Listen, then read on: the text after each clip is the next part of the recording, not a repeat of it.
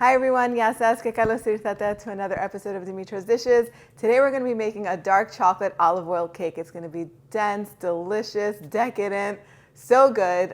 Olive oil complements chocolate really well, surprisingly. They're both slightly bitter, the dark chocolate and the olive oil, and they just add a beautiful smoothness to the cake. And then I'm also going to add a little hint of cardamom to this because cardamom also goes really well with dark chocolate. So simple to make. Let's get started. So we're going to start off with the dry ingredients. In this bowl over here, I have 1.5 cups of all-purpose flour, half a cup of cocoa powder, and a teaspoon of baking soda. That's going to make it really nice and soft.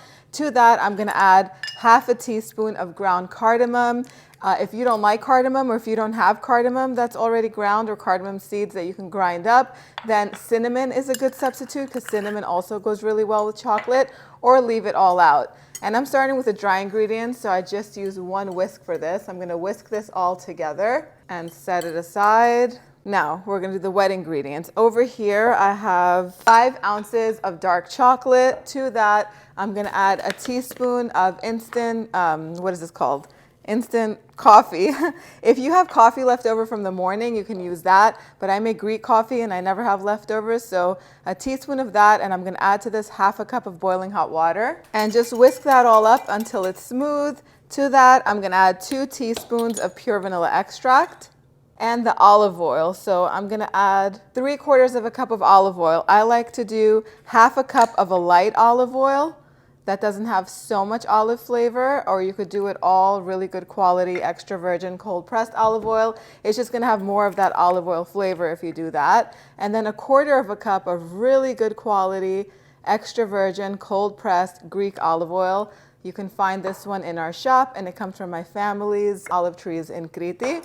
Whisk that all up and just set it aside so it can cool slightly while you beat the eggs. So I'm using my mixer for this, so it goes faster, but you can use a handheld mixer, that works too. 3 eggs at room temperature with 1 cup of granulated sugar. And I like to use the whisk attachment so we could beat lots of air into this. And we're going to beat the eggs until they're pale and fluffy, about 2 to 3 minutes on high speed. Okay, then you're going to go ahead and add the chocolate mixture to the eggs. And get it all in. I don't want to waste anything, and get the mixer running back on medium and mix that all up. And while that's mixing, go ahead, get it on low so you don't end up wearing it. Add the flour in a few batches until it's just all combined.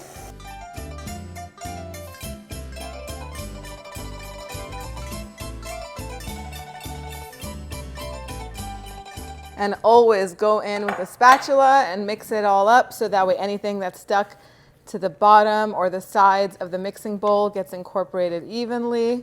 And it's going to be a rich, chocolatey, thick batter. And then you want to bake this in a springform pan. Springform pan is basically a cheesecake pan where the sides and the bottom are, easily separated. Go ahead and grease that with either some baking spray or with some olive oil, and then cut out a round of parchment paper that fits into the bottom of the pan, and just pour all of the batter in there. It almost looks like brownie batter.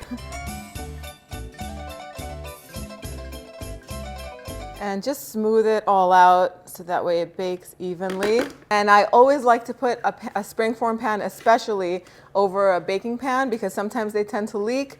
And that's it, it's ready for the oven. So the oven is already preheated to 325 degrees Fahrenheit. This is going to bake on the center rack for 35 to 45 minutes. I like to take it out at the 45-minute mark. The edges are going to be totally cooked, but the center is still going to have some raw batter. If you insert a toothpick into the center of the cake, it's going to seem like it's uncooked. You want it that way because you want the center to be nice and fudgy. If you want it cooked more, be my guest. You can cook it until the toothpick comes out clean.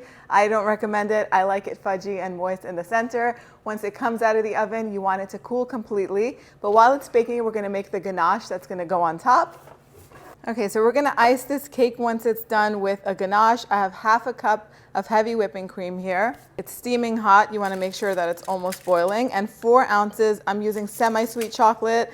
It's going to add a little bit more sweetness to the cake because the cake is not that sweet all by itself. You can use dark chocolate if you want more of a dark, rich flavor. And half a teaspoon of pure vanilla extract. And just whisk it all up until the chocolate melts and until it's nice and shiny.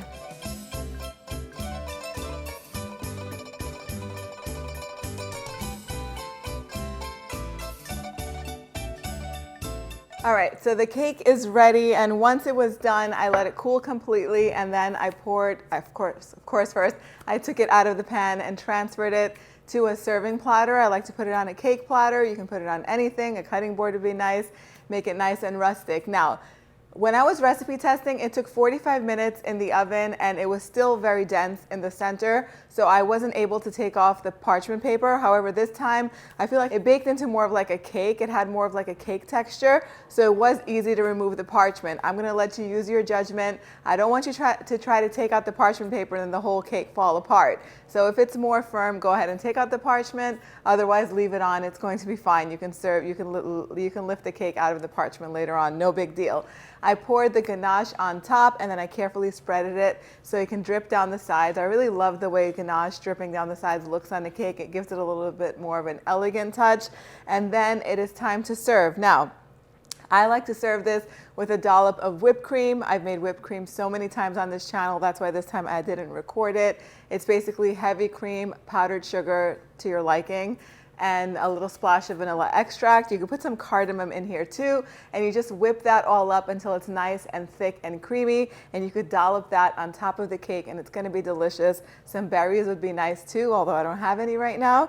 It's time for the taste test, and as you can see, it is a little bit more firm in the center and more like a cake. If you look at the one that I made yesterday, it's more fudgy, brownie-ish, and that way is delicious too. It's just up to you. Do you like your cake more cakey or more fudgy? Cook it a little less. Check it at 35 minutes, and if the sides look like they're cooked and the center is pretty set but still gooey, you can take it out, and it's just gonna take longer to set, and it's just gonna be a nice fudgy center. If you like it more cakey, take it all the way up to the 45-minute mark and just keep an eye on it.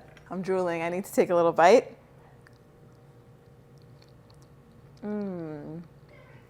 It's still very dense. The chocolate and the olive oil taste so good together. You cannot taste that there's olive oil in this cake. It doesn't have that olivey type flavor at all. The cardamom in there gives a nice freshness. The sweet ganache on top, because I use semi-sweet chocolate, really complements the dark chocolate. I think you guys are gonna love this one. Make it for a special occasion. The recipe is on the website, dimitrasdishes.com. Give it a try and let me know what you guys think. If you wanna learn how to make Greek coffee to serve alongside this, click over here and I'll see you right over there. Yes, us.